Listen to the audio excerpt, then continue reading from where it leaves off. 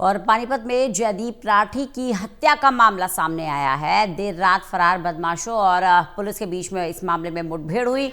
मुठभेड़ के दौरान एक बदमाश के पैर में गोली लग गई। दूसरा बदमाश अंधेरे का फायदा उठाकर फरार हो गया। घायल बदमाश जिला अस्पताल में इलाज के लिए भर्ती है।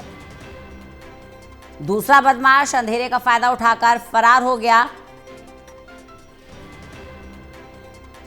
पानीपत में जयदीप राठी की हत्या का मामला, जिसमें पुलिस एक्शन मोड में है। देवेंद्र कथुरिया हमारे साथ, हमारे एसोसिएट एडिटर जुड़ गए हैं ज्यादा जानकारी के साथ। देवेंद्र, इस पूरे मामले को लेकर अब पुलिस एक्शन मोड में नजर आ रही है, क्या ज्यादा जानकारी मिल पा रही है इस पर?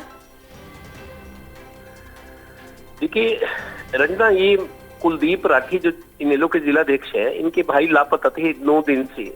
तो कल दोपहर के बाद डीएसपी ने और इंस्पेक्टर पुलिस किरण ने बताया उनके घर आके कि अब वो नहीं रहे। तो दोपहर के बाद ही पूरे घर में कोहराम मचा है। दरअसल फार्म हाउस की जमीन को लेकर विवाद था। जयदीप राठी जिसकी हत्या हुई है, बेदर्दी से मारा गया है। जो आरोपी हैं गिरफ्तार किए गए, उन्होंने सीआईए को पूछताछ में बताया कि हमने पहले उसको गोली मारी, उसके बाद उसको जला दिया। जलाने का मकसद ये था कि उसकी राख को नहर में बहा दिया ताकि कोई सबूत ना रहे। लेकिन पकड़ा तो जाना ही था, क्योंकि पुलिस बहुत बड़ा मामला था। तो जो 4 आरोपी पकड़े गए, उन्होंने रिमांड के दौरान ये बताया कि हमने इसको उसी दिन मार दिया था, 27 दिसंबर को, शनिवार, मतलब 9 दिन पहले उसको गोली मारी। उसके बाद उसको जलाया। जलाने के बाद हमने उसकी राख जो है नहर में बहा दी। वो ये था कि सबूत मिटाने की मंशा से सब किया गया था। अब 4 बंदे तो पकड़े हुए हैं, 10 के करीब लोग थे आरोपी।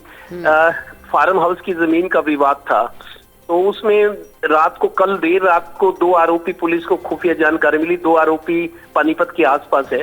तो एनकाउंटर हुआ, उनके साथ मुठभेड़ हुई पुलिस की।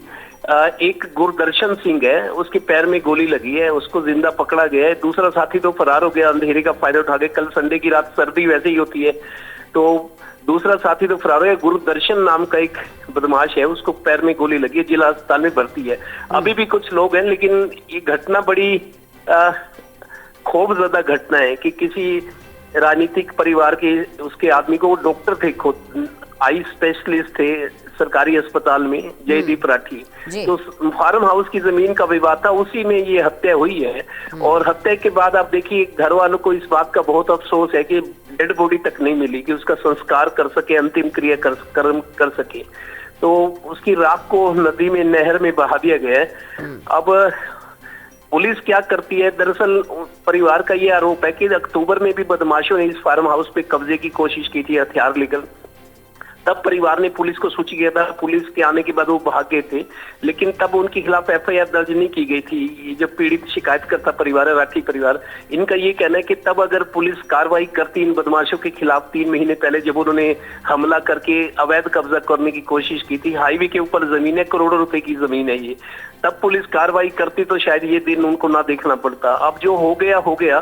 तो राजनीतिक पार्टियों के लोग सांत्वना देने आ रहे हैं। खबर है कि अभय चौटाला भी आएंगे, क्योंकि उनकी पार्टी का नेता ही कुलदीप राठी चौधरी देवीलाल के टाइम से 15, 20, 25 साल से पार्टी में है।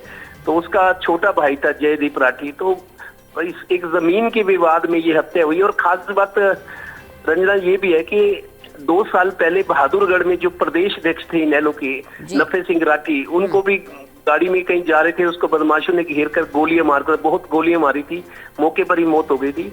उसके 3 दिन पहले अभी सोनीपत के राई में युवा इनेलो के अध्यक्ष भूपेंद्र दहिया थे, उनकी भी हत्या हुई है इसी तरह के विवाद में। और अब 3 दिन बाद ये पानीपत के जो जिलाध्यक्ष है, इनके भाई की हत्या हुई है। मतलब इनेलो के नेताओं पर जैसे पता नहीं क्या कुछ साढ़े सती चल रही है।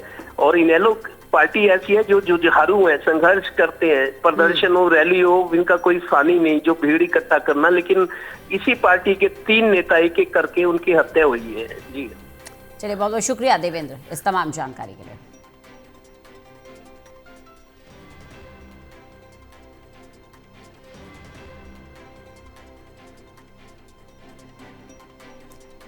तो पानीपत में जयदीप राठी की हत्या के मामले में पुलिस और बदमाशों के बीच में मुठभेड़ हुई है। मुठभेड़ के दौरान एक बदमाश के पैर में गोली लग गई, जबकि दूसरा बदमाश अंधेरे का फायदा उठाकर फरार हो गया।